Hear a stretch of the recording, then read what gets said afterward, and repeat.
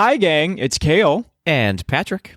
Coming up on today's episode, we discuss Patrick's recent marathon completion during the 2023 runDisney Marathon Weekend. All the things he did, all the things he ate, and all the people he met. As always, we discuss the latest Disney news and close out the show with some quick D. All that and more on today's episode of Gays Do the D. To all who come to this happy place, welcome.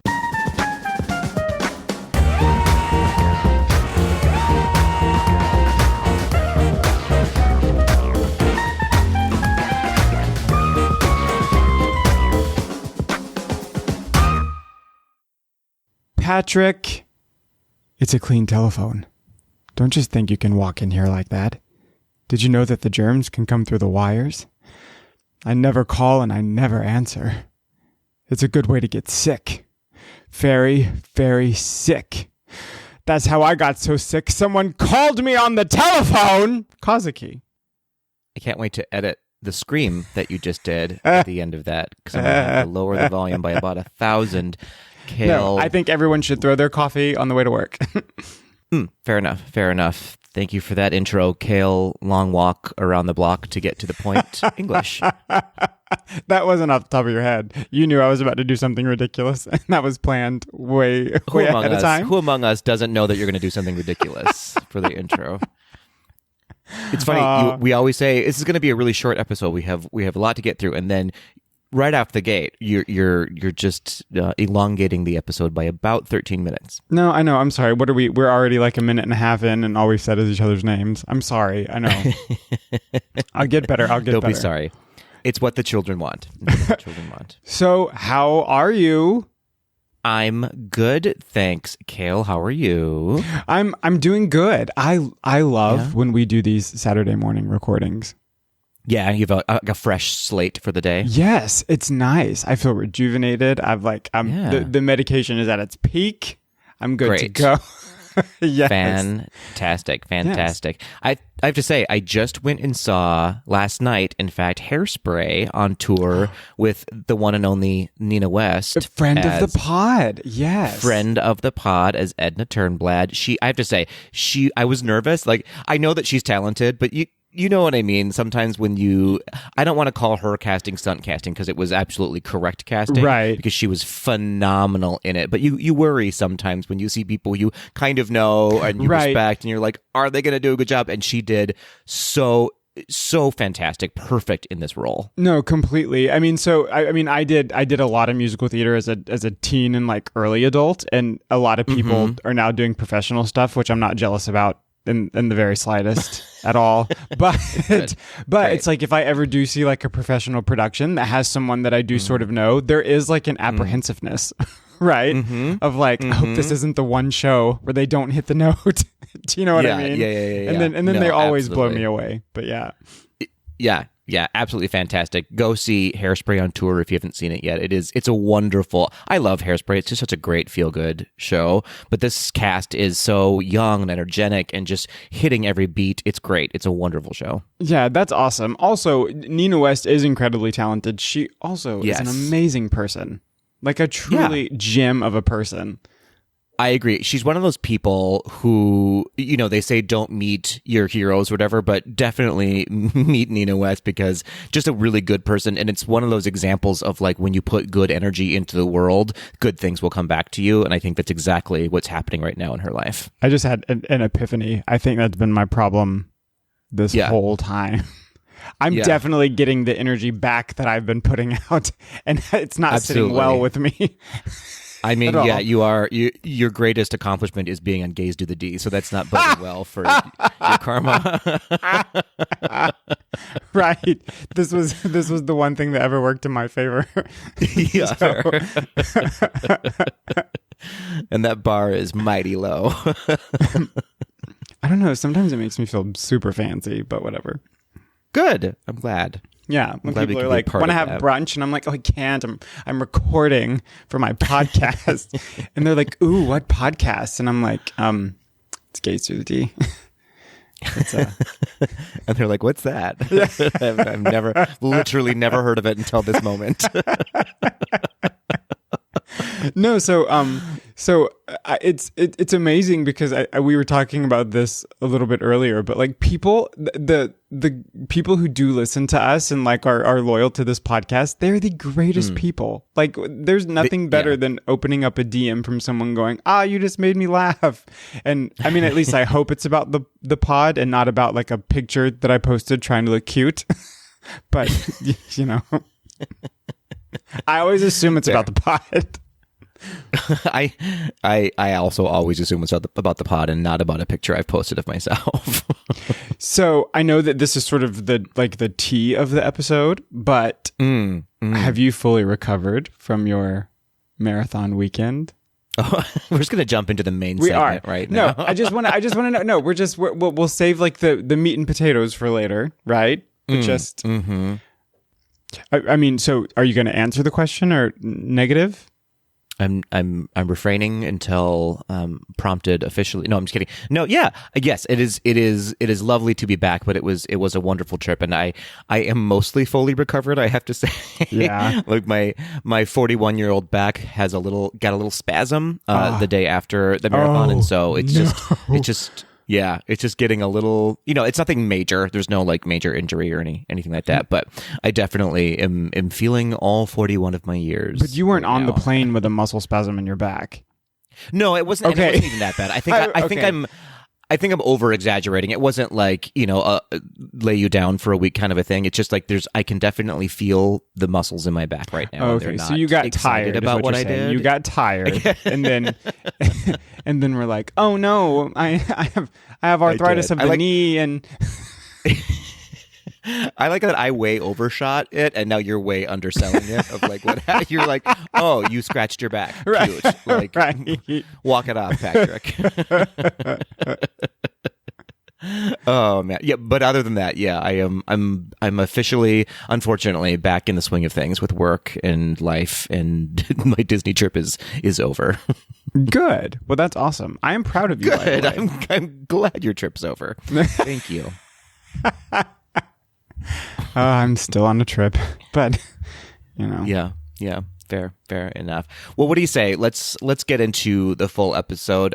I know we wanted to start out with something like a PSA a little bit. You and I had talked about this a little bit. Yeah. And I'll let you take it over from there. Sure. So and this really, it just felt important to talk about because I've talked to a lot of people this year who I know it was a lot stronger and harder this year than it was years in the past. Seasonal depression. The seasonal depression this year, it was next level. I mean, it happened really, really quick. It was a little bit more intense. I don't know if it was because there's sort of this strange sense of going back to normalcy, even though I still stand by the fact that we're still in a pandemic. I currently know people who are at home with COVID, but it just this year was a rough one. And I guess really what I wanted to do was have a quick sort of check-in, right? If anybody is feeling any kind of way, please reach out to someone. It can be us, it can be just one of us, it can be all of us. Just talk about it, be open. There's a lot of people that struggle with it that don't talk about it. And again, that's fine. I think talking about it is healthy. But for me this year specifically, I can say that it was a little more intense than it had been in previous years. And I have found that talking about it greatly helped. So I know that it's really, really hard sometimes to keep your head up. There was a lot of stuff that happened this year. I know that the last thing any of you want to hear is a political discussion when you're just trying to sit down and listen to something feel good. But there were a lot of things this year politically that I think a lot of us got set back mentally a tiny bit. And then it was sort of right at the dawn of the sort of seasonal change and it getting dark at 3 p.m. And, and I think it was just several things at once. But, always reach out, always talk about it with someone, and just remember that things can always get better. Yeah, absolutely. I appreciate you calling attention to that. It has been a rough year. Listen, it's clear it's been a rough 3-4 years. Very much so. But that doesn't negate the fact that this year was also especially hard for a lot of people for whatever reason, for whatever your circumstances are. And depression can look different in everybody's life. It can affect you for one day. It can affect you for your entire life. It can affect you seasonally, like it's happening for a lot of people right now. And, you know, I think it's important. I'm glad that we're talking about this. It's important to keep the conversation going and normalizing it, right? Because depression in no way makes you a weak person. It makes you an alive person. Very much so. Well, yeah. And also, I mean, this is like, you know, one thing, I hope you don't mind me saying this, but one thing that you and I bond over a lot is we both sort of struggle with inner anxiety, right? And sometimes, you know, there is a whole phenomenon of sometimes you build yourself up even more anxious because you're anxious about being anxious, right? And depression is the same way, because the thought of knowing you're depressed or thinking you're depressed is a depressing thought. So you have, do you get what I'm saying? And so it's like, I mean, sometimes it's just this like vicious cycle, and you know, therapy is amazing, but sometimes it's just good to talk to like-minded people. Sometimes that's enough, you know? Sharing in that camaraderie of just recognizing like, oh my gosh, you're having a bad day too. That makes my bad day feel a little bit alleviated. You know what I mean? Like, I'm not the only one having a bad day, because sometimes your mind can get you there in that you're the only one feeling this. And you are the only one feeling what you're feeling, but you're not the only one who has to go through it alone. You can go through it with a lot of other people, and that's helpful. Exactly. And there's also, I mean, I think today there's a lot of people that put a very bad connotation on the word validation. I think that sometimes to feel validated in your feelings, right, and what you're going through, it does you a ton of wonder. So don't feel bad about that. Optics are a thing of the past.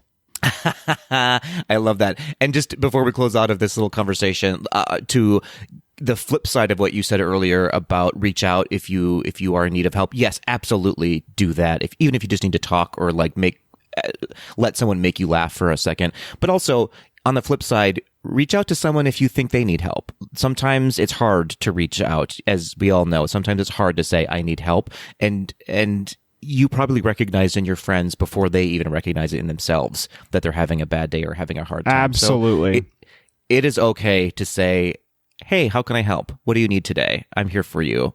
It goes further than you think it does. So keep that in mind. Well, again, thank you for bringing that up, Kale. I know we're a Disney podcast, but it doesn't mean that we are, you know, absent of feelings and emotions. Right. And it doesn't mean that we are absent of like just recognizing what's going on in the world. So I appreciate you bringing that up. And on the flip side of this conversation, what do you say we segue into the I'm celebrating portion of this episode? I would love to. Amazing. I will kick us off with park_hop_with_Abigail with a GAYL, appreciating the spelling of Abigail there, saying they are celebrating my sister's birthday. Happy birthday. Yes, happy birthday, Abigail's sister. So, that's really sweet of you. I've never celebrated my sister's birthday on Instagram and must start. Untrue. That is false. I know that to be a false accusation. Oh no, like I've posted pictures of her and stuff and been like, "Happy birthday, gal." But I've never been like I've never like written in somewhere and been like, "I just want to wish my sister a happy birthday," because she's never done that for me. Abigail, has your sister also done this for you? Take a note from our tweetles and be a better person, Gal. Yeah, this is true. Okay. At Jobathan, which also these names. What is it? Joe Beth Ann. Joe Beth Ann. Oh, now I see it. I'm keeping this in, by no, the way. Please don't. Appreciate this. Please don't. I was actually thinking that this was someone named Jonathan who was like really career driven. Jobathan. I like this. Right. I like this. A really career driven Jonathan. Okay. At Joe Beth Ann, a dream come true vacation to Disney with my family. Their first time. That's exciting. Amazing. It is. And fun fact, I happen to know Joe Beth Ann. Not Jobathan, but Joe Beth Ann. That is my cousin-in-law. So, yeah, okay. Nice. Yes. And I got to meet up with them. Joe and her daughter Katie and her son Connor. I know exactly who you're talking about now. I know this person. Yes. A true gem of a person. Yeah, a Patreon of our show as well. Absolutely. Awesome. You'll have to tell us what they thought of their first time there. I will. I'll go into it in the main segment later on. I was talking to Joe Bethan. Great. Joe great. Bethan, please Cool, let us know highlights so Patrick doesn't have to. Great. Also, not talking to you, Kale, but moving on. At Silent Tommy is celebrating Michelle Yeoh's Golden Globe win. Yes. Absolutely. Oof. What a great performance. Exciting, right? Rainbow Mickey Runner, my first dopey. Aw, I also got to meet Rainbow Mickey Runner on this trip. Nice. So, so I was training for dopey prior to the world shutting down, and had actually done quite well. I actually think you had to wake up really early and help me register because the queue was so. Isn't that a thing that happened? Didn't you? Yeah, I believe so. Yeah, yeah. But yeah, so I was training for dopey. I was really disappointed I didn't get to do it, but now it seems like a lot of work to go back into. So congratulations. Will this be your first of many dopies, or are you all dopied out? Let us know. That's a good question. Yeah. That's a good question. Moving on now I do not know how to pronounce this one, but I'm going to give it a whirl. Danny Agul?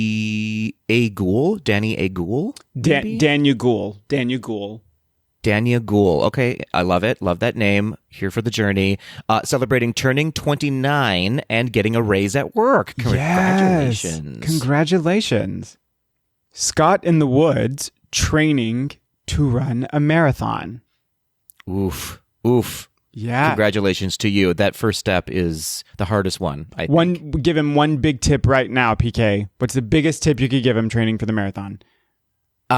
Give yourself some slack and some grace. If you miss a training, it is not the end of the world. Make up for it later, but listen to your body. That's my biggest advice. That was good advice. That was good. I really thought I was actually going to throw you off, but you picked it up. Well, it's fresh in my mind, so absolutely. Congratulations, Scott. Moving on, Megan Moe 14 celebrating getting LASIK so I can see through everyone's bow sheet now. That's hilarious. amazing. I appreciate the sentence structure on that is pretty immaculate, so thank you for that. That's amazing. Toddy _B_ going to Walt Disney World on Saturday. Ooh, that means Toddy is there right now as we're recording. Oh, we hope you're having the best time ever.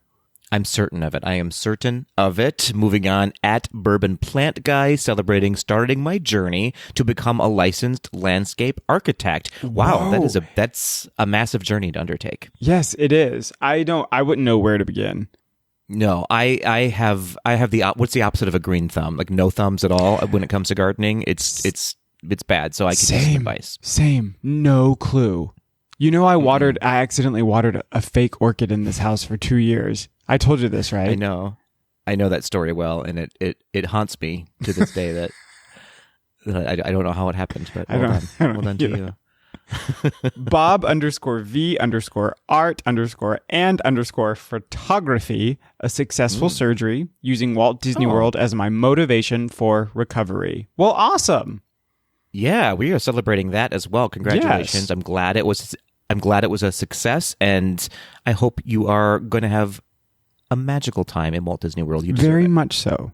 Awesome. Well, thank you, everybody, for sending in your celebration moments for this week. Again, we don't get to all of them. We try to just highlight the first 10 usually that come in. So thank you for sending them. Keep them coming. We will always ask you because we want to know what's going on in your lives. We do.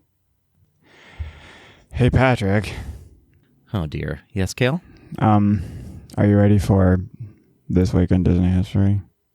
You know what? I'm going to take a moment, Kale, and let you know that a lot of our Tweedles are obsessed with This Week in Disney History, so I think you are in the minority here. No, I'm definitely in the minority. They remind me in my DMs every day of the release day of the podcast. I know I'm the only person that doesn't look forward to this. And I do. I give you a hard time. I thoroughly look forward to this. I think about it every night. I'm serious. I make little notes and stick them to my mirror, like today in Disney history. Do you try to guess what it's going to be? Yeah. Okay, good. I'm going to put you to the test, actually. Not for the first one, but for the second one, I'm going to put you to the test. Okay. Yep, wait for it. So here we go. Let's start out with the birthday. 119 years ago, born on January 1st, 1904, David Dodd Hand was born in Plainfield, New Jersey. On his 30th birthday, he joined Disney as the 21st hired animator ever for the company. He quickly rose to the top as one of the best animators in the company and became a close friend of Walt Disney. Due to his organizational skills, Disney trusted Hand to begin directing for the company, making him only the third director for Disney Animation. Eventually, Hand would be the supervising director for Snow White and the Seven Dwarfs and Bambi, and he was the associate producer for Fantasia. Hand was, for all intents and purposes, seen as someone who could eventually take over as president of the Disney company, but because Walt was younger than him and had no desire to step down, Hand eventually decided to leave the company. He went on to produce a number of animated series in the UK. He eventually moved back to the United States to Colorado, where he worked for the Alexander Film Company. He passed away in 1986, and he was inducted into the Disney Legends in 1994. Okay, so this kind of feels like a setup because I think you know that I knew every single bit of that. Yeah, you absolutely did. I did. You absolutely did. I did. So now the next one's going to be something difficult, I bet. Yeah, for sure. You could say that you caught that hand. You know what I mean? Yes. Hey, oh. Look at you. I got jokes. You today. Do. Okay. So moving on to, I'm putting you to the test here. So 17 years ago, Kale. All right. On January 20th, 2006, 7.7 million viewers tuned in to watch the premiere of this Disney Channel original. What was it? High School Musical. It absolutely was. Look at you. So, High School Musical, the only reason I know this is because High School Musical is the only Disney paycheck I ever collected. That's true. I don't know why we haven't talked about that on the podcast yet. We'll do an episode of Kale in High School Musical. So when the movie went on sale a few months later, it sold a record-breaking 1.2 million copies in the first 6 days, making it the fastest-selling television film of all time. It, of course, spawned 2 sequels, a spin-off movie, a stage musical, Kale knows that, and a TV series currently on Disney+. Are you a fan of High School Musical? I'm not. I don't know. Listen, I do know some of the music from it, and it is very catchy. I can appreciate that the music is like, okay, that's an earworm. It's just, I don't know. Disney Channel movies haven't traditionally been for me. I think I'm in that weird, what's what I'm looking for, that weird genre, or not genre, but generation of folks who are just a hair too old to really appreciate it. Not to say that people older than me don't love it. So maybe it's just me. I don't know. No, I get what you're saying. I think that the sort of, I can tell you the content of the films, it's not groundbreaking, and like it, you know what I mean? And it is a little, it's sort of campy, and I don't think it was meant to be campy, but I do think that it sort of is credited with the like revitalization of young people wanting to do school plays and school musicals. Because for a long time, us drama kids, we were geeks. Do you know what I mean? Like we were sort of, and it was, I think that was, I mean, without High School Musical ran so Glee could walk. You know what I mean? I like that. No, I 100% agree with you on that. That is absolutely true. Yeah. And it also sort of normalized in a great way, just like being an outcast as well. So it gave a lot of kids that age like hope of, you know what, maybe there is a place for me in the world. So I appreciate it for all those reasons. Yes, absolutely. So there you go. That was this week in Disney history, everybody. And it was perfect. That's right. And speaking of perfection, we're going to go into the news, which is also going to be perfect. Right, Kale? Yep. Good. We're all in this together, aren't we? Yeah. Right? Hey, see? Yep. I know music. From it. You're what I've been looking for. See, that's too far. Stay tuned, everybody. We're going to bob to the top. Yeah. Oh, now he's laughing. Patrick, get your head in the game. It all sounds inappropriate at some point. I don't like it. But...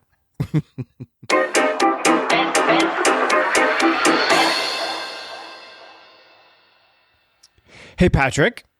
Yes, Kale. Are you ready for some completely 110% official news? I am, Kale. Are you ready to deliver that? Yes. Here we go. Okay? Mm-hmm. Are you buckled up? I'm always buckled up. All right. Here we go. Beginning in the next few months, which is exactly when I tell Chase Visa to expect my next minimum payment, Walt Disney World annual pass holders will be able to visit the theme parks without needing a park reservation after 2 p.m. Or, as they would say in Elizabethan-era slang, thrice the hours hence brillig, wench, with the exception of Saturdays and Sundays at Magic Kingdom Park. Annual pass blackout dates will continue to apply like they do today. Or, as they would say in the roaring 20s, never on the Sinner and the Saints days, chum, but you could bet your bottom dollar a turn away on the special occasions, darling. This change is the first phase in several updates planned for the Disney Parks pass system. Or, as they would say during the 40s, big things are coming, see, but you gotta be patient, doll, and that's the cheese. Sorry, Charlie. Okay, let's unpack that a little bit. So what? What happened? Yes. Okay. Okay. So beginning in the next few months, which is a very vague timeline. But always. I think that they are. Yeah, I think that they are very much committed to not getting our hopes up because I think that they're still trying to sort of monitor. Like sort of, I guess, what do you say, park traffic, right? To see, probably, I would even say that the 2 p.m. might be on a sliding scale right now. That's a time they sort of settled on. Yeah. But so annual pass holders will be able to essentially park jump or park hop, right? Yeah. Or just show up to a park after 2 p.m. without needing a park pass reservation, which is exciting because park pass reservations, specifically for those of us who have been going a long time, it's like the last thing I think about each time, which is very unfortunate because you have to have them. And so with the exception of Saturday and Sunday at Magic Kingdom Park, right? And then also annual pass blackout dates are still going to be in effect, which is expected. I don't think any of us ever thought those were going to go away. But this apparently is only the first like phase of, I guess, like a park pass system update that's happening. And again, that's also very, very vague. So let me unpack it just a little further because you already, right, as an annual pass holder or a park hopper pass holder, don't need a second reservation for that day because you do have to have a first reservation for a park and then at 2 p.m. you can go to any park as long as it's available. But what this is saying is that you don't even have to go to that first park. You don't even have to have a reservation at 2 p.m. You can just go to a park. Absolutely, yes. So essentially, with annual pass holders, it's the same it's always been. It just has to take place after 2 p.m. Which is awesome to me because I think that sort of I think that this is very much a test, right? To see sort of what traffic is going to look like, probably like what parks people are going to flock to the most. I will say that Magic Kingdom, I know that Magic Kingdom is very famously the most busy, right? Like that's the one where I feel like there are people multiplying and coming out of the walls and stuff.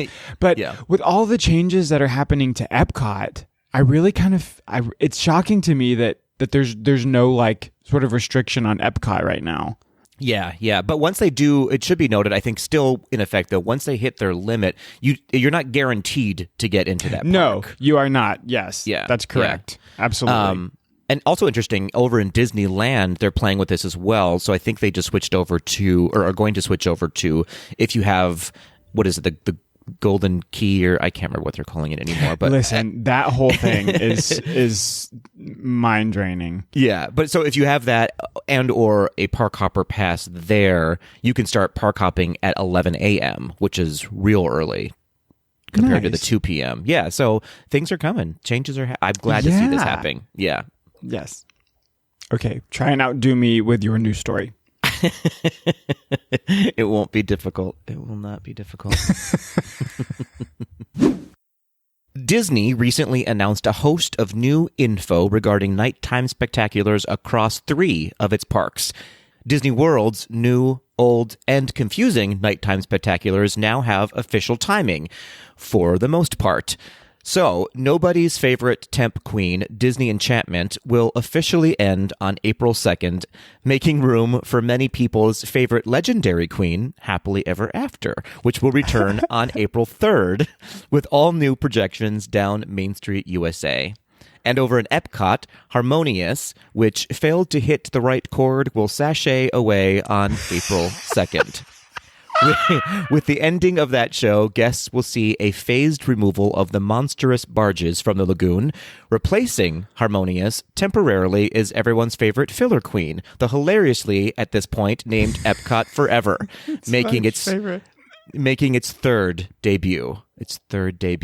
And later this year, guests can expect to possibly see yet another new show, maybe, over the World Showcase Lagoon, potentially. The show doesn't have an official name yet or an official opening date, but we do know that it officially might happen because it was announced at the 2022 D23 Expo, where all promises are kept. That was sarcasm, everybody. That was a bit of sarcasm.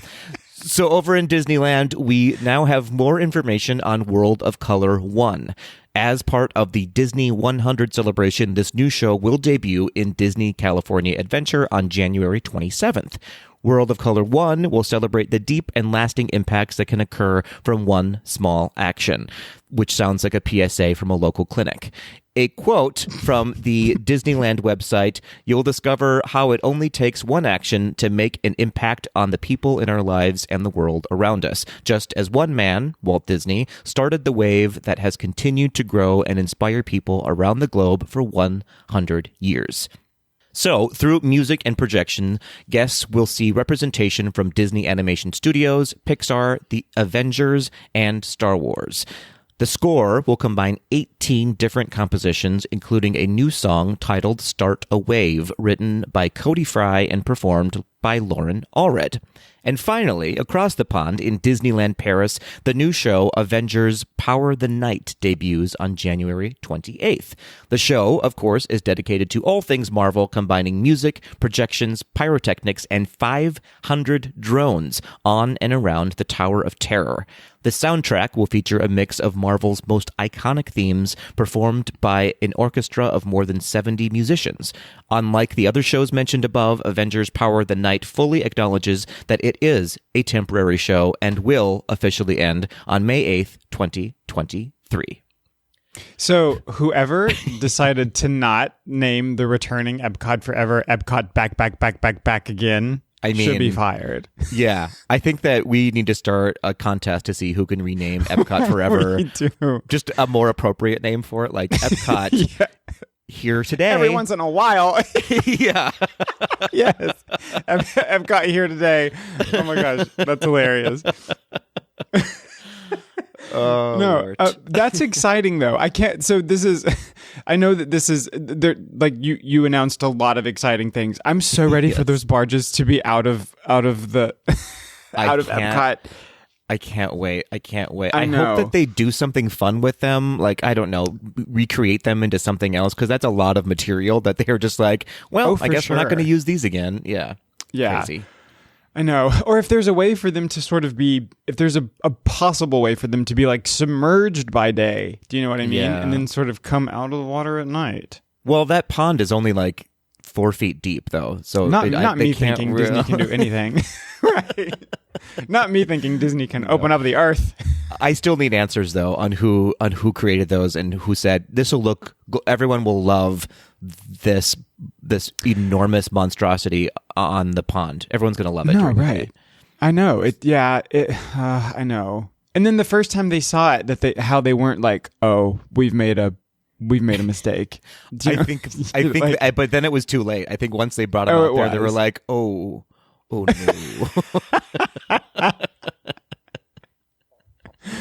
So which of these changes or new shows are you the most excited about? I have to say the one that I'm not probably going to see, which would be the one in Disneyland Paris, the Avengers Power of the Night. I need answers on why we're not getting drones in any of our domestic parks here in the United States, because I've seen video of these and they're spectacular. They're amazing what they can do, and so I'm so confused why we're not using them here. Yeah, I guess I've never really thought about it. I'm insanely excited about the return of Happily Ever After, which is funny because I've actually never seen Enchantment live. Oh, well, you still have time because it's going to be there until April. So I know. So you too can be disappointed before April 2nd. Oh, nice. Well, that'll happen many times for April 2nd. Great. Starting now. Yes. Disney has released the full calendar of events for the 2023-2024 Run Disney races at Walt Disney World and Disneyland Resort. Or, as they would say in the hit musical Into the Woods, the run as fine as wine, the run you do and drag, the run that you've just seen, the run that's in the spring. Oh, boy. Okay, no, hold on real quick. We have to break these down. This is your quiz time. Ready? Okay, the run as fine as wine is what? That would be the Wine and Dine in November. That's right. The run you do in drag? The one you do the Princess Run in, yes! in February. Yes. Okay, the run that you've just seen. Well, for me, that would be the Marathon Weekend. That's right. And the run that's in the spring. Well, the Springtime Surprise. We're done. But you missed one. You missed Patrick I missed the Disneyland one and the Run Disney virtual series. But we're about to go through all of them. So if you just be patient. Okay. Buckle up. Yes, West Coast runners will be pleased to see the return of the Disneyland Half Marathon Weekend in January 2024, taking place January 11th through the 14th. Or, as they would say in California, take the 101 south from Main Street and exit on I-5. Take the I-5 and exit on 110 and follow it all the way down until you see Mickey. If you brought your sneaks, you're in for a good time. Wow. Offensive. So was it? Should you cut that out? No. Okay. I cut nothing out when you talk because I want people to know. I want them all to know. No, I know. Okay. So now I'm gonna go do a full run through of the calendar of events. Are you ready? Buckle up. No pun intended. Okay. A run through. No. Oh, run through. Okay. Listen. Okay, so we have our 2023 Run Disney Virtual Series, which I always do. I think this is so much fun. And that will be June through August of 2023. We have the 2023 Disney Wine and Dine Half Marathon Weekend, November 2nd through the 5th, 2023. We also have the 2024 Disney Princess Half Marathon Weekend, February 22nd through the 25th of 2024. We have the 2024 Walt Disney World Marathon Weekend, January 3rd through the 7th, 2024. We have the 2024 Run Disney Springtime Surprise Weekend, April 18th through the 21st, 2024. And that is all. Fantastic. And none of them have themes yet, right? From what I could tell, no. I at least thought the virtual, because a lot of times I feel like, am I wrong in thinking they announced the virtual series theme like pretty far in advance? I couldn't find any like theme. Like, what if it's all about me?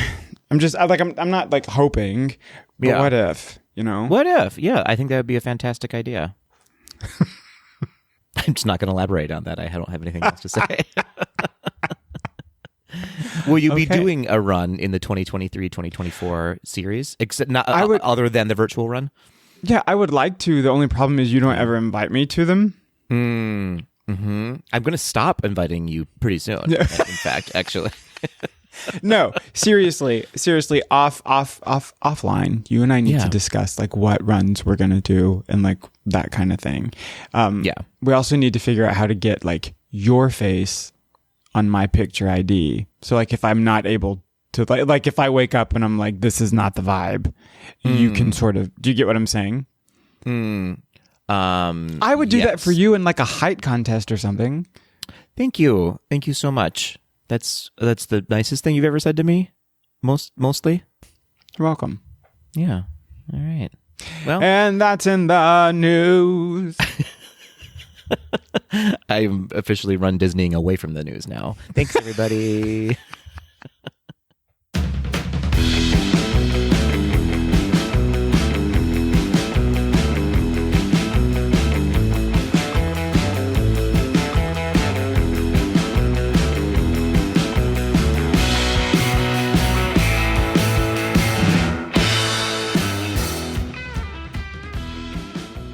PK. Yes, KE. How's your back after you broke it? Officially broken. It's good. Thank you for asking. Yes. Well, for all of you who don't know or skipped through the beginning because you thought it was ridiculous, PK accidentally broke his back while while participating in the 2023 marathon weekend at Walt Disney World. Very good. I'm not doing it anymore because y'all. That's good. The children drag me via DM every time. It's so perfect, though. So how proud of yourself are you? Your first marathon ever. You know what? Yeah, I will take that. I will take that and run with that. I don't usually, take that time to do, but it's important to do things. Yes. It's important to celebrate things like this, and I feel really good. I'm so glad I did it. I as you know, and as all of our Tweedles know, like I said from the get-go that a marathon wasn't in the cards for me. Like it just wasn't my testimony. I was never, ever going to do it. Foot solidly planted on the ground. And then I registered for one, and now here I sit talking about my first marathon experience. So I'm so glad I got that tick in the box. Yeah, me too. I'm insanely proud of you. And then I don't know how you did it. I called you that day to tell you congrats, and honestly thought I was like, he's asleep. He has to be. But you were not. You were alive, libations flowing. Probably. I'm kidding. I kid. But yeah, I'm very, very proud of you. Thank you very much. I'm proud of everyone who's done a marathon. Yeah, me too. And everyone. more I'm also proud of everyone. But I can now firmly attest with authority that it is a difficult thing to do. It is not easy to do a marathon, no matter what your run level, what your run skill is. It's a feat, and less than It's less than 1% of the population of the United States has competed in a registered marathon event. So it's a fun club to be a part of. Yeah, that's amazing. So how long did it really take you to train to do it? Training started probably this summer a little bit, like very slowly, and then I follow the Jeff Galloway training program. I think that he, for me, he really got me to where I needed to be. It is an attainable training program that uses a run-walk method, which a lot of people scoff at. But fun fact, a lot of people finish in the same amount of time that they would have had they run the full time with a run-walk method, but you're just a lot less tired at the end of it, and it's more attainable for a bigger population of people. So anyways, all that being said, it's like about 6 months or so, 5 or 6 months, and I didn't hit every training milestone I wanted to hit, and sometimes I had to do 17 miles, but was only able to do 15 that day. But I just kept going, kept plowing through, and here I am, a marathon runner. And I have to say, Patrick, you have the sickest jacket ever out of this whole ordeal. And we were talking earlier. Merch. That's what you said. The merch this year was amazing. Yeah. It was most of it. Some of it, not so much. I have to say we're getting ahead of ourselves here, but sorry. No. The race shirts that you get were not my favorite this year. The free ones that they give you for registering. So the theme this year was 90s. It's the 30th anniversary of the Walt Disney Marathon Weekend, and so it was a 90s theme, and it was real cute. A lot of it was really cute, but a lot of the colors, in my opinion, were not 90s colors. They were like these pastels and sort of Easterish colors, which to me read more 70s or maybe a little. And I was expecting like big, vibrant, like magentas and hot pinks and hot and electric greens, and that wasn't the case. But the jacket and the Spirit jersey that I'm wearing right now, I love, and they were hot items, so I was lucky to get my hands on them. Yeah, nice. Awesome. Yeah, man. So tell me your thoughts overall on this year's Run Disney Marathon weekend. Oh, so the Run Disney of it all itself, basically? Yes. I thought it was great. A lot of times if you have done Run Disney, so I'll start out by saying I fully embrace and endorse Run Disney. It is. You keep it alive, You single-handedly keep it running. I really do. No, but I mean this with all honesty. It has changed my life for the better. It has made me just a more rounded person, a well-rounded person. And it's one of those things I keep saying it, I'll just use it again. It's attainable for a lot of people who don't think that they can run any distance at all. It makes it a lot more approachable. It just takes the pressure off of doing runs like this. So that being said, some years are run better than others, I would say. This year, there was a fear of staff shortages and volunteer shortages. And so we were all kind of nervous that it was not going to be run as efficiently as it usually wants to be. But in my opinion, that wasn't the case. I thought it flowed really well. I think, if anything, the adversity that came in this year with potentially fewer staff members and volunteers made everybody just work that much harder. And so I really appreciated all of the volunteers that were working. They were all enthusiastic and great. And for my experience, I can only speak for that. It was a flawless weekend. Everything was right on time. Everything started great. Everything had great energy behind it. And the theme was great. It was really fun. The characters are great. It was all 90s themed with music and characters. So it was great. I really loved it. This was one of my favorite times, I think, doing it. That's awesome. Yeah, I will. Yeah. This is all about you, but I will say the one time on marathon weekend where I did run the 10K, the volunteers for runDisney are out of this world. I mean, it's absolutely insane. So it's they do not get the kudos they deserve. So we're giving them right now. They are. In my opinion, I've done runs that aren't runDisney, and I think that the runDisney volunteers are specifically the best I've ever seen. So well done to all of those volunteers, and thank you. So in order to have the energy to run, tell me, where did you eat? Where did you bulk up knowing you were about to crush a marathon? Where did I bulk up? I actually had a lot of really good meals on this trip. I know we'll circle back to runDisney, but I did go there for a trip as well and hung out with some friends. Yes, that's right. I had some great meals. My first meal was at one of my new favorite places, I think, in Epcot anyways, is the Regal Eagle. I think that place is so good. It is just delicious and quick service food in the American Pavilion. Have you been there yet? Oh, yes. Okay, yeah. For some reason, I could not think. When you said that, I was trying to place where it was. I know exactly what you're talking about now. Yeah, it's the one that's themed after Sam Eagle from the Muppets. Yes, basically. And absolutely.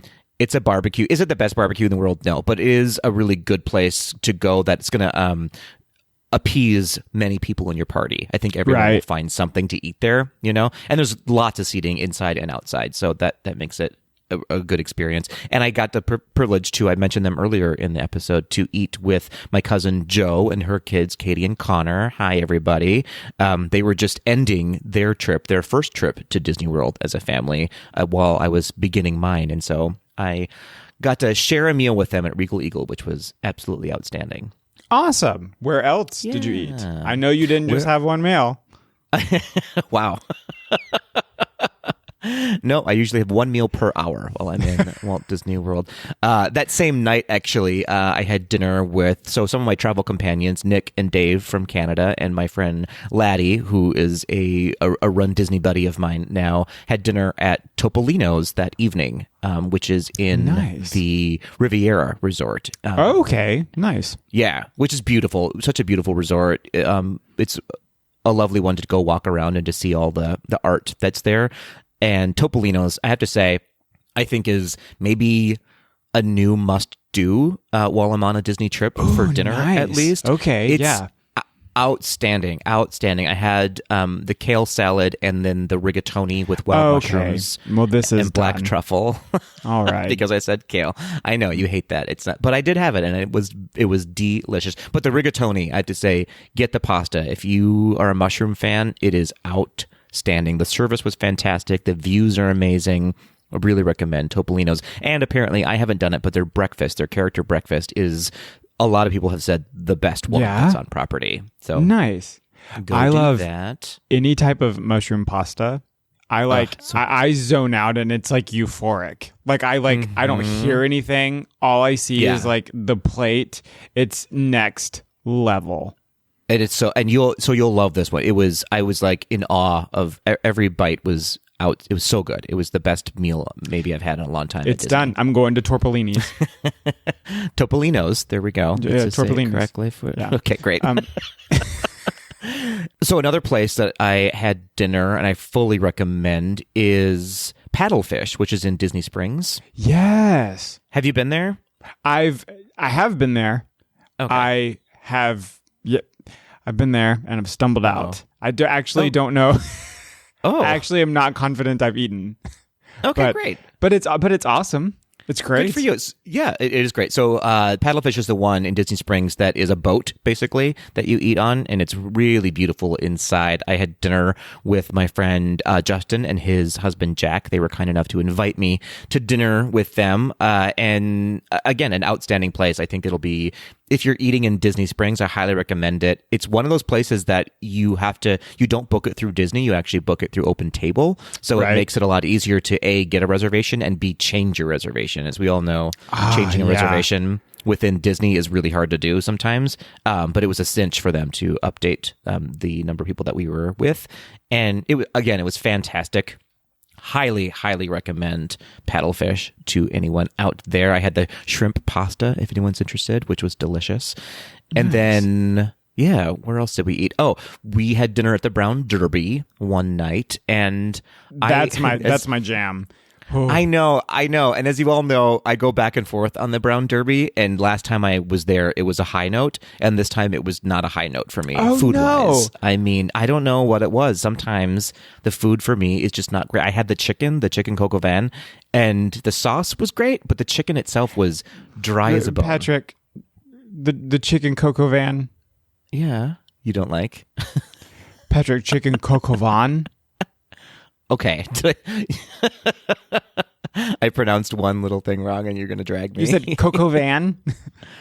I'm from Minnesota. I'm from Minnesota. That's how we say it here. I believe he's driving a Coco Van. Yeah. Okay, the chicken hot dish. I had the chicken hot dish over at the Brown Derby. Listen, it wasn't my favorite. I will say we were all pretty tired at that point, right? So maybe that was part of it. It's hard to know, but the Brown Derby has always been hit or miss for me. So it's not one that I'm saying absolutely a must do, but it's a must try, I'll say. Yeah, let me tell you. So my favorite thing to do at Brown Derby is the margarita flight and the Cobb salad, and then I have had the best night of my entire life.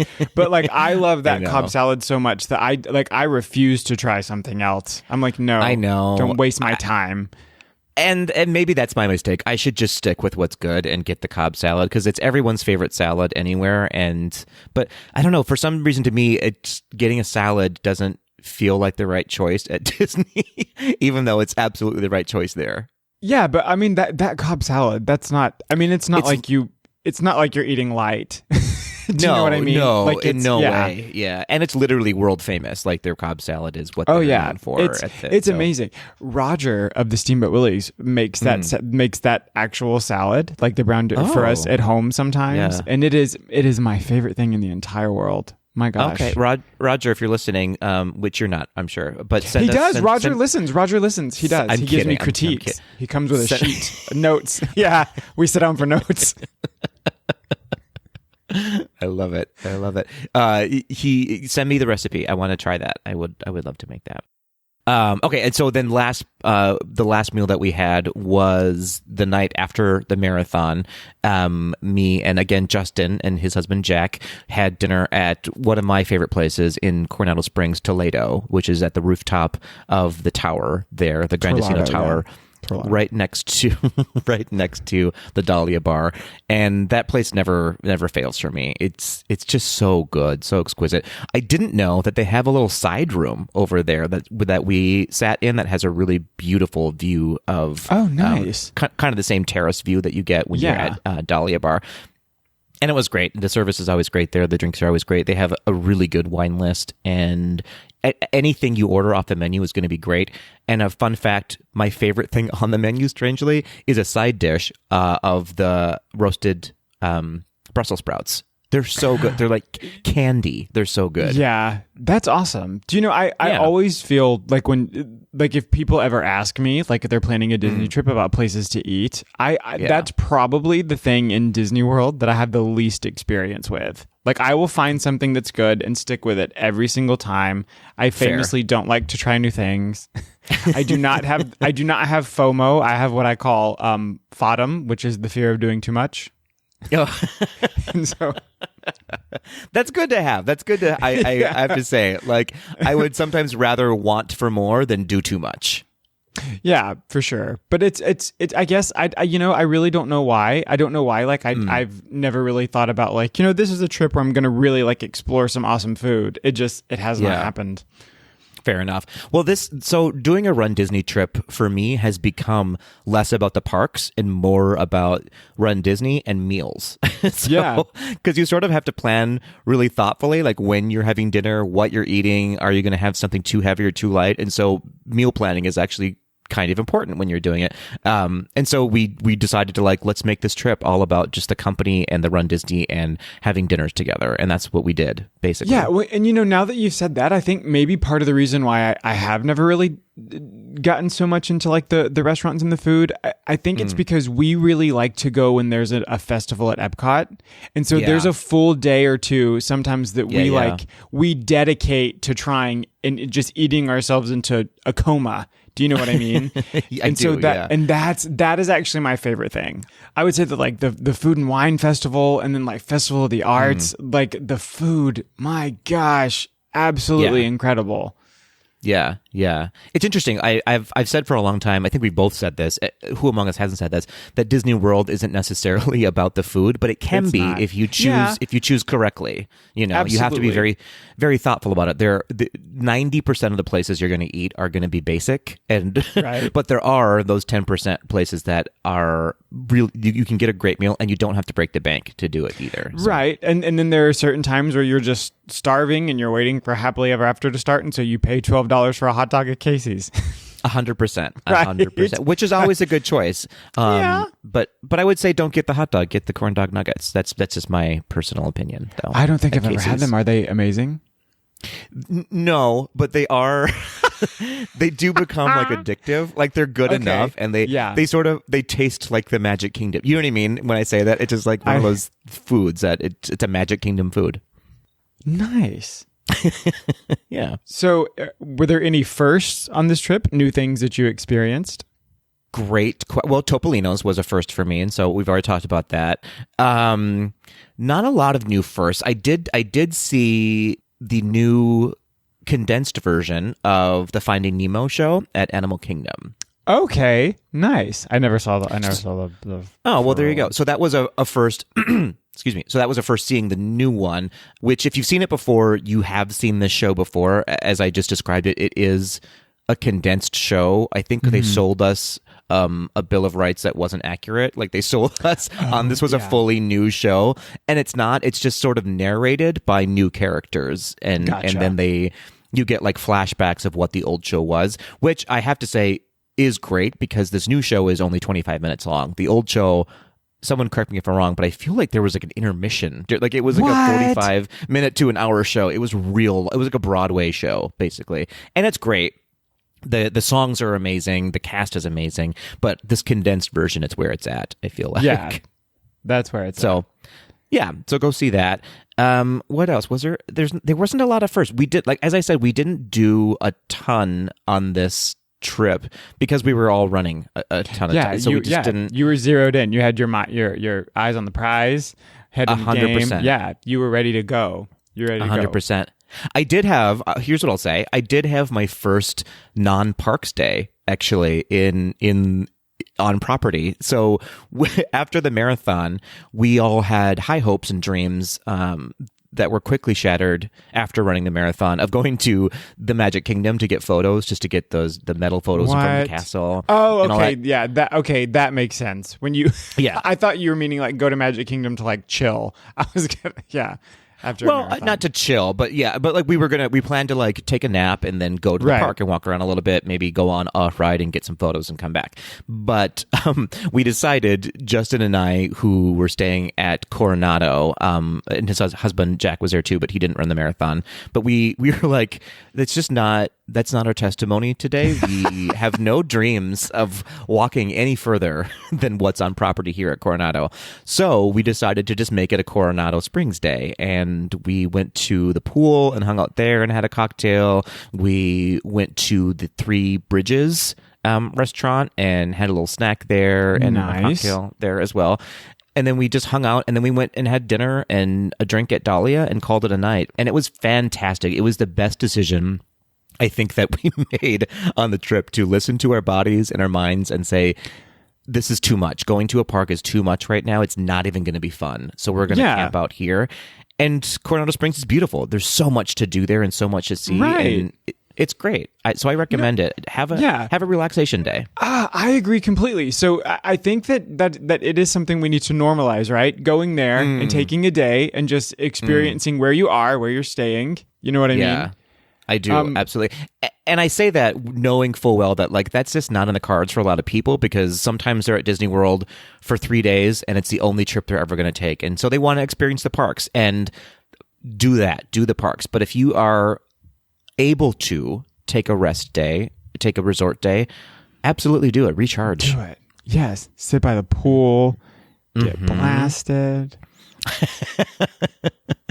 We didn't quite do that. It wasn't a blackout day, but it was. We did have some drinks that day. We did have some cocktails. Nice. So yeah, other than that, not a lot of firsts. Okay, so tell me about all of the amazing people you met. Well, you already talked about Joe and Katie and Connor. Hi, folks.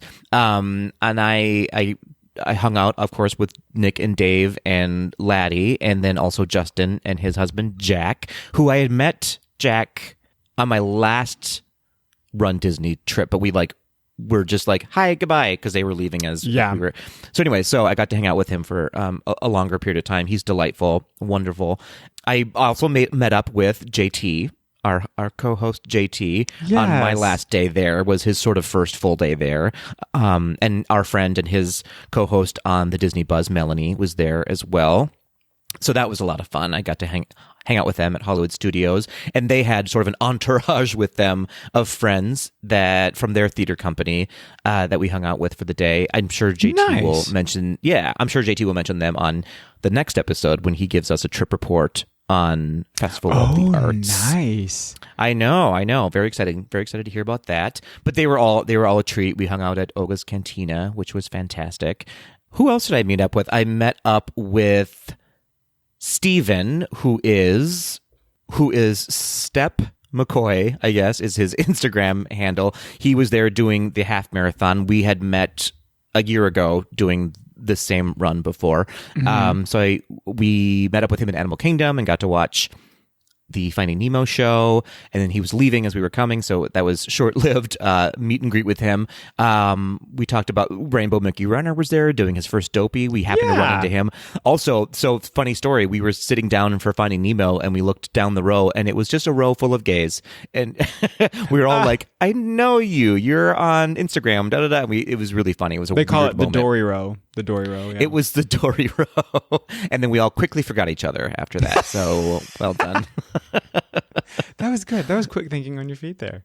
Thank you so much. I'm sure I'm not thinking of 1,000 people who I met. There was and I'm blanking on her name. I want to say it was Jen, but I'm sure that's not it. This lovely young gal happened to be at Olga's Cantina with us while we were there, and she apparently was like, I know that voice from somewhere. Are you Patrick from GDTD? And lo and behold, and you were. I gave her and I was. Turns out I was. I gave her a button. I met two lovely chaps at the 50s Primetime Cafe, that little tune-in lounge. Yes. It's become sort of my tradition on the way out of of Disney, if I'm at Hollywood Studios, to just grab a final cocktail there, because they have really great cocktails. But they were celebrating I want to say it was like their 15th or so anniversary. So happy anniversary, fellas. Happy anniversary. Happy anniversary. Oh, and I'm bearing the lead here. We happened to run into John Pelkey at the Dahlia Bar on our last night there, who was one of the hosts of the Run Disney weekend. Everyone knows, if you've done a Run Disney, you know Carissa and you know him. And so we ran into him and his wife and got to chatting. And stay tuned, folks. He may be on a future episode here on Gaze Do the D talking about Run Disney. That's amazing. Yeah, it was really fun. He was such a great guy, very affable. I couldn't speak more highly of him and his wife. Oh, nice. Well. That's amazing. Yeah, it was great. Yeah, it was a lot of fun. I was glad. So all in all, was this your last marathon, or do you think you'll do another one? That's a really good question. A lot of people are asking me that, and the only thing I can say is like as I said before, like I said forever I wasn't going to do a marathon ever, and now I have now done a marathon. Is it in the cards for me anytime soon? Probably not. It wouldn't be an annual event for me, but I can see myself maybe doing another marathon. Now that I know that I can do it, why not try to push myself just a little bit further? Who knows what's going to be in the cards? But awesome. Yeah. So we'll see. We'll see. Yes. So when running the marathon, do you remember everywhere that you ran? Can you tell me like what parks you ran through, what you saw? I'm serious. I've always wanted to know. No, that's a good question. So I did the 10K first. I did that on Friday, and then I did the marathon on Sunday. And the 10K was its normal course. It's just sort of like in and out of Epcot, basically, and Epcot's the only park that you see. So for this year, the marathon, I know it changes a lot, but the marathon this year started at Epcot, and you kind of weave in and out of Epcot for a little bit. And then you're on the highway for about 47 years, it feels like. No. So I'll go through the course first and then like circle back and talk about some characters that we saw. But so you basically run from Epcot to the Magic Kingdom.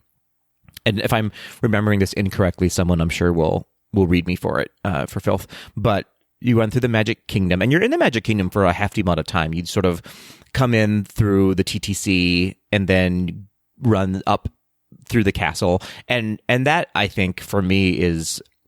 You know me, I'm an emotional person. The first time I started like tearing up a little bit because it's just full of people who are cheering you on, lining Main Street as you run towards the castle. And it's just a really beautiful image. One that's well worth the investment of training for. And so you run through that, through sort of Tomorrowland, past Beauty and the Beast, and then you sort of go backstage for a little bit, kind of where the parade route would come in, basically. Okay, yeah. And then you run out of, obviously, of the Magic Kingdom, and then your next stop is, oh gosh, now I'm thinking, am I remembering this wrong? You run to Animal Kingdom. Okay. Which is again 1,000 years on the highway. Right, I can't even imagine. And sometimes it's not that bad because it's a little bit windy on that one. But once you hit Animal Kingdom and you go through Animal Kingdom, which is beautiful, you're then on a course for what looks like a Walking Dead highway. Basically, it's just an empty highway for as far as the eye can see. Oh with my gosh. The sun beating down on you. It's pretty treacherous. I have to say, it was not a fun part of the run. And then you go through what we thought was going to be. We just didn't, read the map very carefully. We were like, we're going to run through Blizzard Beach. So you run to Blizzard Beach, and I kid you not, you go into Blizzard Beach parking lot, you run around Blizzard Beach parking lot, and you run out of Blizzard Beach parking lot. So you don't actually ever see the water itself, which in years past I think you've done. We were just like, well, this feels like unnecessary to run. Yeah. To run a mile around a parking lot is a little gross, but what are you going to do?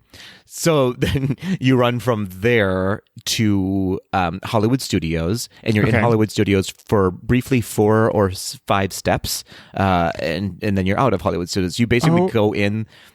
Yeah, you go in through where the Tower of Terror is, and then out Sunset Boulevard, basically. So it's just like a quick hook, and then you're out. All right. It's real unnecessary to even. It's just like, why is this on the thing? I don't understand it. But what can you do? For the Springtime Surprise 10K, you got, or 10 mile, sorry, we actually got to go through like Galaxy's Edge and then also nice. Pandora within the Animal Kingdom. Cut all of that for the marathon. Wow. So yeah, I wonder why. I wonder why they left so much highway time. It was a lot of highway. Yeah. It was a lot of highway. And then but the good news is once you hit Hollywood Studios, you're like in the single digits of how many miles you have left to run. So like hope is in sight, right? A little bit, and then there's very little highway because then you're just there, and then you run to the boardwalk basically and into Epcot and around Epcot, and then that's where you finish. So once you hit Hollywood Studios, everyone's like gets a little bit of renewed energy of like, okay, we've got this, like. We're not Right. stopping now. We've got 5 miles left, basically. We can do this. It's great. So it's a little bit of a boost. And then there's a lot of people are now awake and cheering you on. And awesome. It's great. So it's beautiful. Yeah, it was a lot of fun. And then I always love ending at Epcot is, for me, the best. Running around the World Showcase. It's just a beautiful visual. I recommend doing a Run Disney just for that, to run around the World Showcase when the torches are lit. And I never have done the marathon, but when I did do the 10K, that was running through World Showcase was the coolest feeling in the world. Like it was impossible to really get tired because you were so excited. Exactly. Very, very much that. And then there was a ton of characters. So when you do the marathon weekend, a lot of people already know this. There's, some characters out for the 5K. There's a couple more that are out for the 10K. There's a lot more out for the half marathon. But for the marathon, it's a ton of characters and a lot of really cool, very rare characters that they almost never bring out that you can meet up close and in person. So we got some pictures with Oogie Boogie, which was really cool. I got a picture with Monterey Jack from Rescue Rangers, which was neat. Oh, nice. Yeah, it was really cool. The Adventurers Club was out there.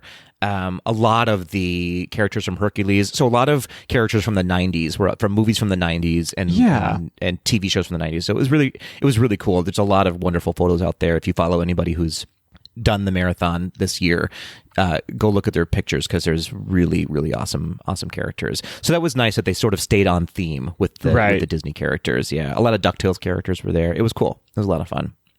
What if one day we become so popular that they have GDTD Run Weekend? Who knows? It may happen. Gays do the run. It should happen. Gays do the run. Or run from the gays, maybe. I don't know what. We'll workshop it. But gays do the K. No. Nope. Can't do that one. Can't. Nope. Sorry. But yeah, so it was like I said, it was a lot of highway running. The slogan for that we had a little joke going as we were running, just because you get a little delirious on the road sometimes. Oh, of course. Was that so Run Disney's sort of theme is every mile is magic, and we decided to call ourselves the hashtag Marathon Monsters, and every mile is tragic instead, because a lot of times amazing. it was we were just like I can't run on another step on this highway, or I said they're going to airlift me out of this. Yeah, so that I was actually, like, when you were doing it and we talked, the day you did it, like when I called you, I was going to ask you, because I think one reason why the 10K wasn't so grueling, because you're right, even if I'm doing a run like locally, if I can see just like a far out stretch ahead of me, there is something immediately discouraging about it, right? Yeah. But I think because the 10K was so sort of short that I started running when it was dark, and I also finished running when it was still dark. And so it was like, for the most part, I couldn't look out and like see like a great stretch of, you know what I mean? But I imagine like the marathon is so long that at one point it is daylight and you just see like that there are vast stretches of land to run in front of you. Yeah, absolutely. I was so grateful. So, and this is kind of rare that it ever happens this way, but me, Nick, Laddie, and Justin all started the marathon together, and we finished the marathon together, that's awesome. Sort of in a line. It was awesome, and I was so grateful for that, because we just kept each other company and kept each other laughing the entire time. We shared in our pain. Like it's painful to do the marathon at times. Everyone has a different journey physically, and some of us were in a lot of pain. Some of us were helping motivate others. We were all laughing. I'm sure we got like annoyed with each other at some point. Who can remember the entire journey? But if I'm not one who trains with other people, I'm a very solo runner. But at Run Disney, it's nice to have companionship, and it's nice to have somebody there just to, especially with a half marathon or a marathon, just to make sure that you have someone to chat with, because it can get lonely. I imagine doing a full marathon by yourself can get pretty lonely. Yeah, 26 miles. That's hours and hours of just movement. Yeah. So what do you mind? Do we mind revealing to the people what your finishing time was? No, I don't mind at all. I if I'm honest, I don't know exactly I know what the average pace was that we all finally ended up with, which was around a 15-minute mile average. Okay, so that's the average over 26 miles. Yeah. And that's including, I'm not trying to boost up what we did, because the fact that we finished is a miracle on itself. Right. But that's with multiple character stops, multiple bathroom breaks, a lot of slowing down, a lot of walking. I'm not going to lie, it turned into sometimes not even a run walk, of just a walk with some runs involved in it. But we just did what we had to do to get through it, So can I ask how, like, when you would stop and take break, like with a character, is it hard getting back into it? That was the only reason why I never stopped and took a picture with a character. I was terrified that if I stopped for a minute and caught my breath, I wasn't gonna, my head wasn't gonna be back in the game. It goes quicker than you think it does with the characters, because it's just in and out. They have their photographer there, and if you want, you can give them your cell phone. You can get an immediate picture, but it goes pretty quick, and they take a picture. So you're not chatting with the character. You're not having an experience. You're taking a photo with the character, and then you keep going. So it wasn't that demotivating, and it's fun too. It sort of adds to, like, this is what I'm paying for, right? Is the run and this unique experience to have photos with rare characters. So I know a lot of people choose not to, and sometimes that is because they are worried about their time and that they're going to finish. And that's something that you have to sort of take into account before you start the run, of like, what have my long runs looked like? Right. If I do stop, am I going to finish? That, they do cut you off at a certain point if you don't finish by this time, or if you're keeping a pace that's way too high, they will come and sweep you. Or if you look like you're in medical need but don't ask for it, they will stop you and say, we're going to have to give you some attention. So it's just something you have to sort of take into account, and know what your pace is going to be, and know that add on a couple minutes to that, because it's probably not going to be that pace the day of. Who knows what the weather is going to look like. Right. So T, did you see anybody get ripped out of there? Did you see like get ripped out of there? Like, I didn't. Luckily, here's what I'll say. Luckily, there were moments that we were like, we're going to get swept by the balloon ladies. We know we are, but no. The case was we were very far ahead of them, and so it was fine. That's an anxiety I have too. Is it far harder for them to pass you than in my head that I think it is? So the balloon ladies are going to be walking or very slowly jogging at I think it's, someone's going to correct me if I'm wrong, I believe it's a 17-minute per mile pace. Right. Okay. And that's per every mile. So their average is going to stay at 17. And so it's going to be whatever it is that you have to finish the marathon in, or the half marathon, or the 10K. And they are officially the last people that start the race, though, right? Like they're officially the very last people. They are volunteers, and so they do. Right. They're paying money to be part of runDisney as well, and so they've unofficially nominated themselves as the official pacers of runDisney, but they're not actually. But yeah, so if you fall behind them, then you will likely be put on a bus and carried back to the start line. And sometimes that depends on how far along you are in the run too. Right. You'll still get a medal. You paid for it, but you can get swept. So we didn't see that happen. It did happen. I know that there are many cases that people do get swept during the marathon, even during the half marathon, even during the 10K. People do get swept. Unfortunately, we did see quite a few people, and this hurts my heart every time. And it goes to show you never know what's going to happen on a run day. Right. Is that you can get injured very easily in a marathon. Man. You can get dehydrated very quickly, and just your body will stop. You can get a leg cramp, and once that starts, dehydrated leg cramp sitting down. It's hard. Just waking up. Fair enough. And so we saw a handful of cases of people who it looked like this was probably the end of their run journey today, unfortunately. And so it just you can have all the confidence in the world and have trained forever, and you do not know what's going to happen that day. Every step is, this sounds so corny, but every step is a blessing, right? Every step that you take is like, I'm glad I did that. Celebrate every single mile that you finish, because you never know. Listen at you. It's true. I'm a motivator now.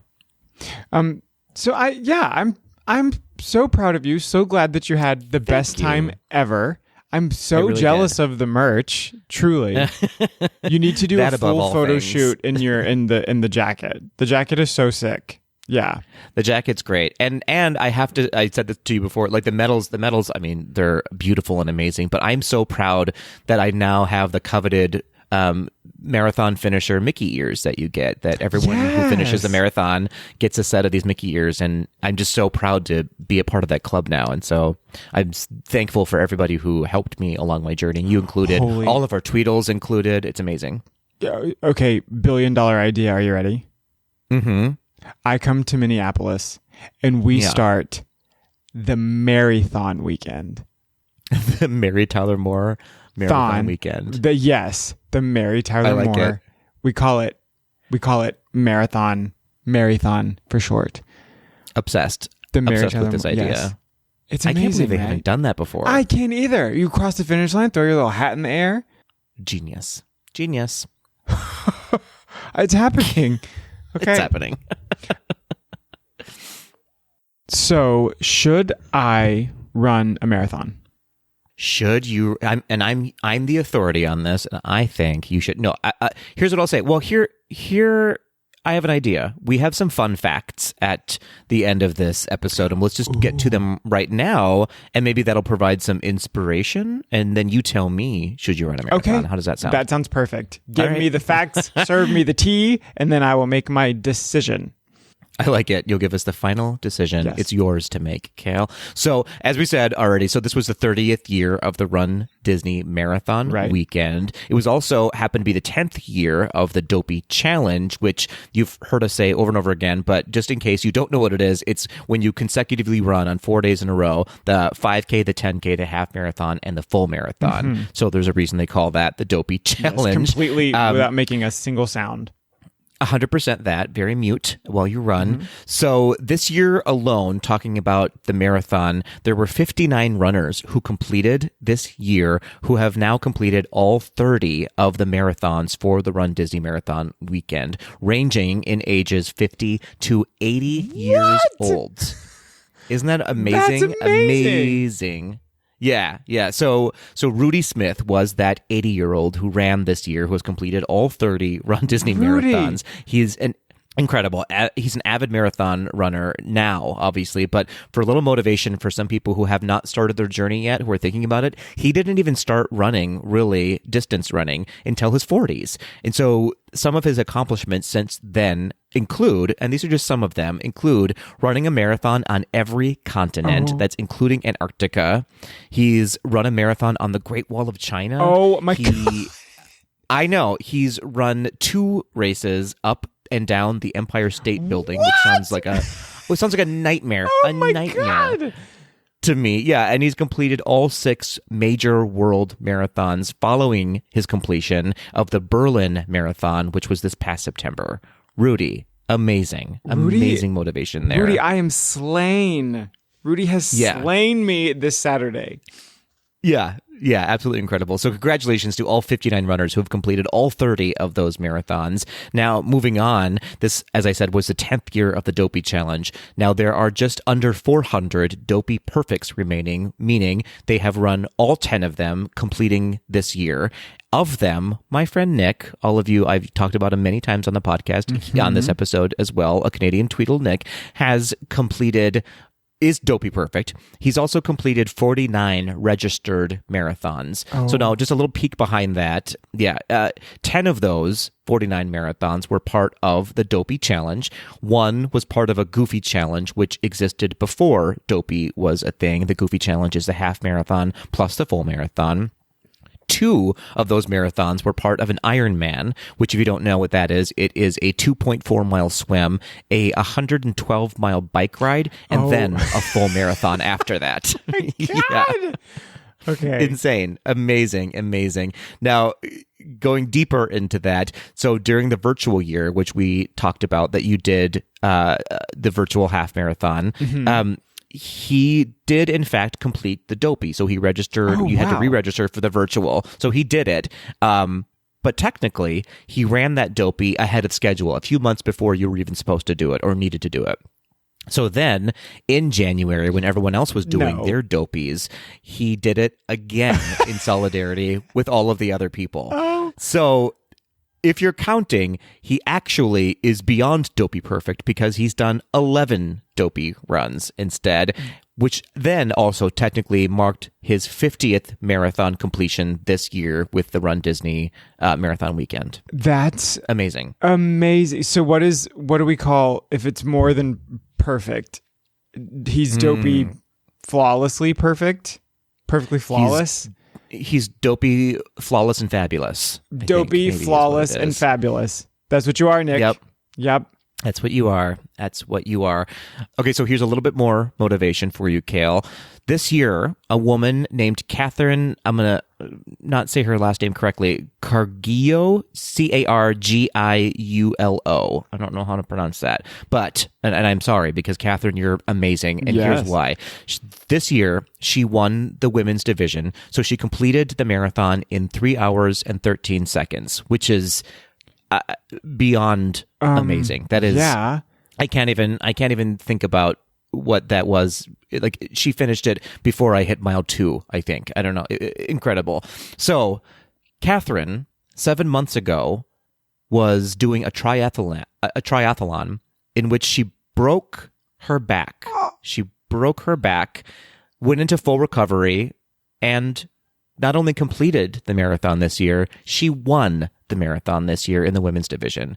What? How is that possible? Okay, so folks, perspective here. Catherine, 7 months ago, broke her back in a biking accident, and then 2 weeks ago, completed a marathon in less time than it takes to watch Avatar: The Way of Water. Ridiculous. That's ridiculous. insane. Catherine, you're a superhero. Catherine, you're amazing. I see you. Well done. Yes. I see. I didn't see her because she ran too fast. I couldn't find. She was a bullet. Yeah, Catherine. That's how quick she ran. Yes, that's how quick she ran. And though, just to round this out, in motivation, the numbers have been increasing every year for Run Disney and the marathon because Run Disney has been inspiring people for years and years and years. So 30 years ago, just over 8,000 people, which is a lot, participated and ran the marathon. This year, 12,690 completed the marathon. And that's just the people who completed it. So not even counting those who registered and maybe couldn't make it or didn't complete it, but they still tried. Moving on, 15,343 completed the half marathon, which tends to be the more popular of the runs this weekend, the more attended. And then 11,871 completed the 10K. I don't believe they have numbers for the 5K because they don't time it. And so I don't think that they register how many people did complete it. But you can assume it's a lot of people. So the numbers are astonishing of people who participate in these Run Disney weekends because Run Disney does such a fantastic job of motivating you and believing in you. And so with that, Kale, I leave to you. Do you think you're going to run a marathon? Well, here's, I do want to. Here's the thing. Like, how do I get there? What does that look like? When I show up, what do I look like? How short are my shorts? Right. Yes. These are the things the world wants to know. Yes. How short are your shorts for the marathon? Help me answer these questions. Yeah, there are costume guidelines, so you do have to keep it appropriate. So we'll just keep that then I'm not coming. Yeah. No, why even do it? Why even do it? So no, but those numbers are incredible, and congratulations to everybody who ran this weekend or this past weekend. Well done. Like, you did something that congrats. less than 1% of the population does. So you did that this weekend. Congratulations. I literally ate spinach dip and got drunk. That sounds like a really terrible next day. Oh, it just was, like running the marathon. Oh my gosh, yeah, it was. I mean, my back was fine. My stomach, great. Yeah. Fair enough. Fair enough. Well, so that was my Run Disney journey this time around, my very first marathon. We want to hear, of course, from all of you out there who participated in their first Run Disney maybe, or just maybe this was your 30th, maybe this was your 100th Run Disney event. Who knows? But we want to hear about your adventures this weekend. We do. Or are you starting your journey? Are you about to participate in a Run Disney weekend? We want to hear about that as well. We do. We want to know. We want to know. We want you to reach out to us on any of the socials at GDTD Podcast, or leave us a voice memo or an email at info@gazetothed.com. And on that note, Patrick, I got to run. Hey, that's clever. Good for you. You a run hated pun in the Your face I didn't hate to that. It's not so much. I didn't hate. I'm not mad at you as much as I'm disappointed in the effort. Oh, all right. Kale. That's- Okay. I'm just saying. I'm not mad at you. I'm mad at the dirt. Kale, that's all I wanted to put. Okay. Which we'll be eating if we're running behind Catherine because she. Right. Dust to the face. Right. You do not wear makeup and run behind Catherine. Yeah.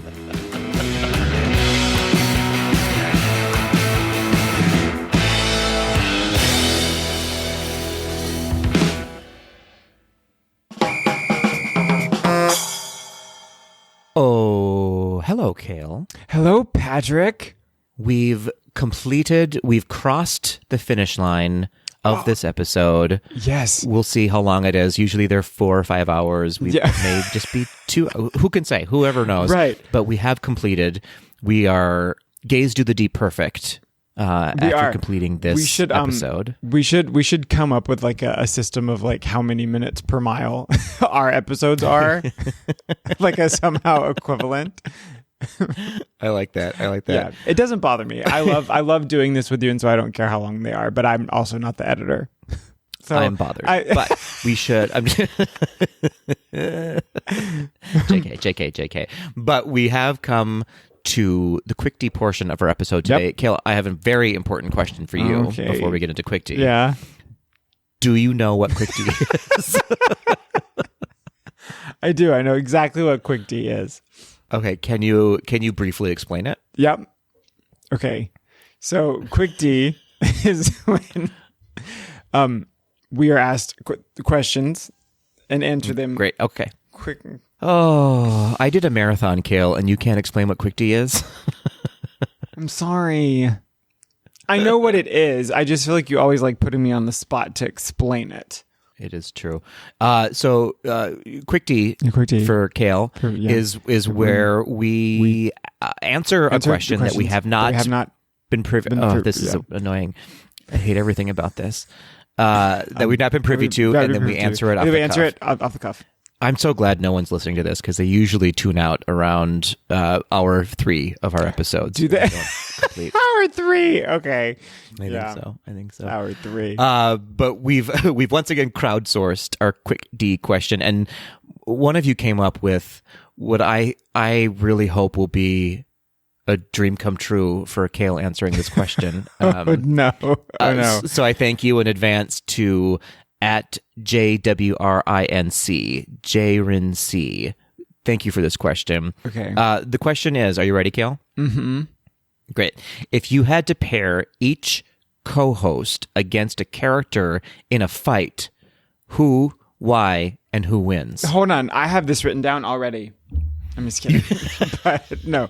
Okay. Every co-host in a fight with a Disney character, and who wins? Yeah. And who's going to win? Win? All right. Off the cuff, I'm going to say JT and Gaston. JT wins. Oh, yeah. Well, okay. Okay, so we need a Y in there. Okay, the Y would be JT's arms alone, hands down, right? JT's very strong. This is true. Yes. Okay, I'm also going to say I don't know why this is coming to mind. I'm going to say Ryan and Cusco, but it's not an actual fist fight. It's a dance battle. Also, Ryan wins.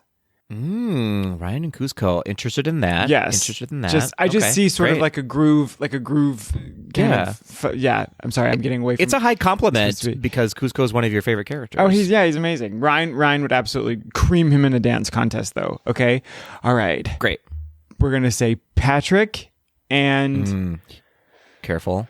Okay, all right. I'm gonna say Patrick and Mother Gothel. In a very designing woman style fist fight. Like it's very and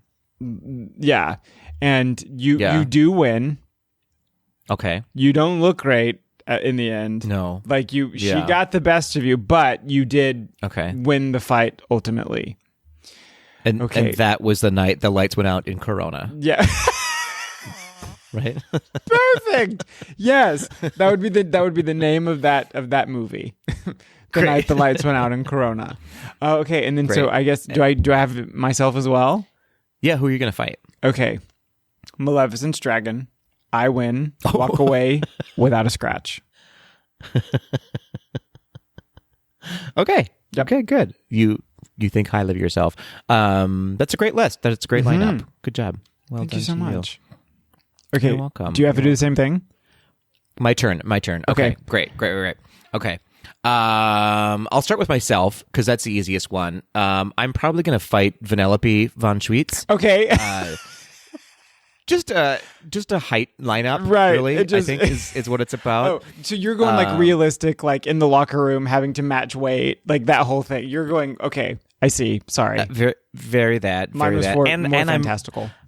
I'm fighting her for candy, probably. And so Yeah. I win because candy's the motivation. Right. But not past 5 o'clock because we all know what happens when I have sugar after 5.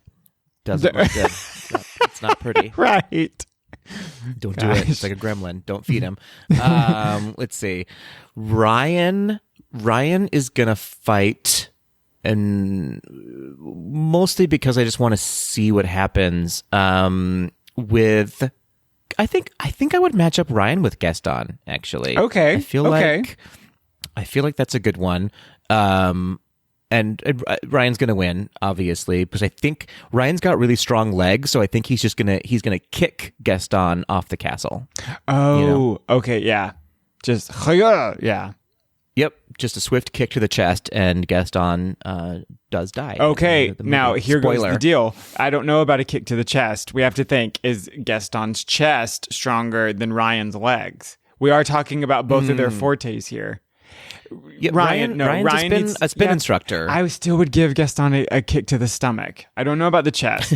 If he gives him a kick to the stomach or his legs out from under him, do you see what I'm saying? Yeah. I don't know. If Ryan aims for the chest, I don't know. We're looking at a disaster. Yeah. If it were me, it would be a kick to the ankle, probably, of Gaston, and that would be a high Right, kick for me to the ankle. You would be right. Very that a fan kick to a shin. Yes, absolutely. very much. Full split, leg up in the air. Let's see. Let's see. That leaves JT. Mm-hmm. I kind of want JT to like fight an animal. I don't know why. It's just in my head. So JT is gonna fight. What's the name of the horse in Rapunzel Entangled? Oh, Maximus. Maximus. Okay. I think a JT and a Maximus matchup would, and it's going to be a pretty evenly matched battle royale. Okay. So like we're on the edge of our seats. Like we're watching and we're like, oh no. Like on the edge of our seats. It's biting my nails. It happens in the trees, probably. I think it was near a tree battle that he had once. Probably. Yep. And then Ryan does eventually punch Maximus in the throat. And wait, I thought JT. Or JT. Sorry, JT. Yeah. JT. Okay. Sorry. JT. Ryan, I beat can't. up Gaston and has not had enough. No, Could there's have too many stopped. hosts. I can't keep track of you all. It's too many people. Okay. And I think I want to see you fight Yzma, mostly because it's like a battle of limbs. Oh. It's just Oh my gosh. Yes. it's just Dragged slapping to filth. Yeah, But yeah, that's you're correct. It would be yes. and I think we all win in that fight. No, just to watch it happen. Battle of limbs, battle of each of us thinks we're winning the whole time. Well, there's really not. Absolutely. Nobody's actually getting touched. It's limbs just missing each. Yeah, you won this quick D for sure. Yeah, it's a real housewives situation where you just limbs all akimbo. It's gonna be Right. Yeah. Very so, good. There it is. There it I think is. that was fun. That was fun. Now I need one of our Tweedles to draw a picture of all of these battles happening. Yes. Can someone make that happen? I'm sure someone can. And Tad, get Tad on it. Tad. Who's Tad fighting? Okay. Let me tell you. I don't know. Us. It's fighting Right. all of us. Tad's fighting He's us. terrible at his job. Tad is fighting Job security. job security. Yeah. Tad's fighting Figment because after all, he is just Useless. yes, absolutely useless.